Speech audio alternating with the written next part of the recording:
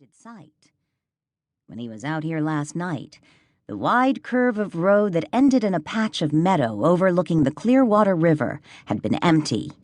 This morning, there was a shiny silver Airstream trailer parked in the middle of the crabgrass and wildflowers of the meadow, along with a large silver Chevy truck that had no doubt hauled it there.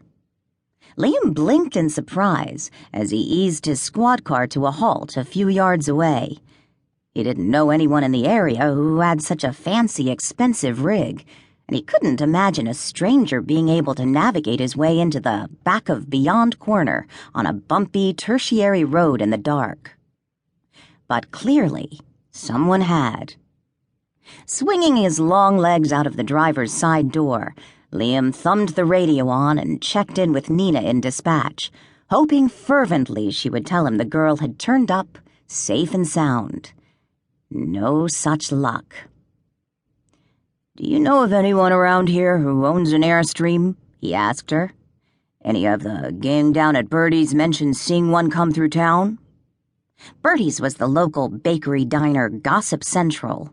Nina considered it part of her job to swing by there on the way to work every morning and pick up muffins and chit-chat to share with the rest of the sheriff's department. "A what?" Nina asked. He could hear her typing on the keyboard in the background. The woman was 70 years old and could still multitask with the best of them. The county board kept pressuring him to make her retire, but that was never going to happen, at least not as long as he still had a job. "It's a big fancy silver RV trailer," he explained. "I found one sitting right smack dab in the middle of Miller's Meadow when I got here just now." "Really?" She sounded dubious. "In Miller's Meadow? How the heck did it get there?" "Your guess is as good as mine," Liam said, scratching his head. He made a mental note to get his hair cut. It kept flopping into his eyes and annoying him. It seemed like a trim was never enough of a priority to make it to the top of his overburdened to-do list. "Drove here, I guess, although I wouldn't want to haul a big vehicle down this road if I didn't have to." He told her to hang on for a minute, then walked around and checked the license plate on the truck. Returning to the car, he read off the numbers. "California plates. So someone is a long way from home. Hard for me to imagine anyone driving all that distance to upstate New York in order to park out here at the ass end of nowhere, but I suppose we've had tourists do stranger things." "Huh?" was Nina's only response. Clearwater County didn't get much in the way of tourism.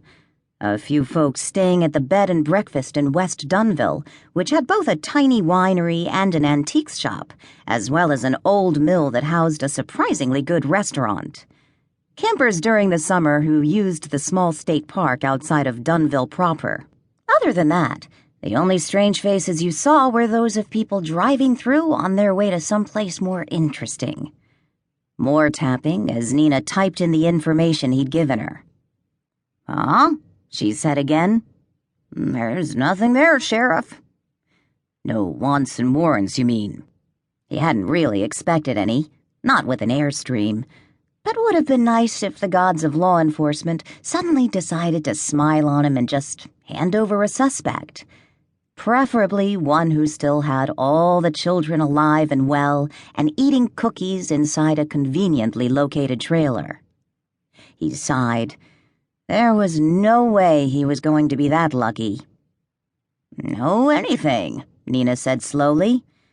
"There's nothing in the system for that plate number at all, and I can't find any record of a permit being issued for someone to use the spot. That's county property, so there should be one if our visitor went through proper channels and didn't simply park there because he got tired." Liam felt his pulse pick up. "Probably a computer error. Why don't you go ahead and check it again?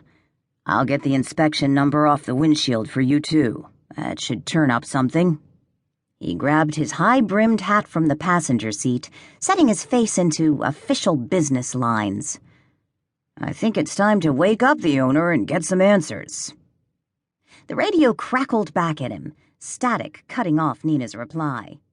Any day now, the county was going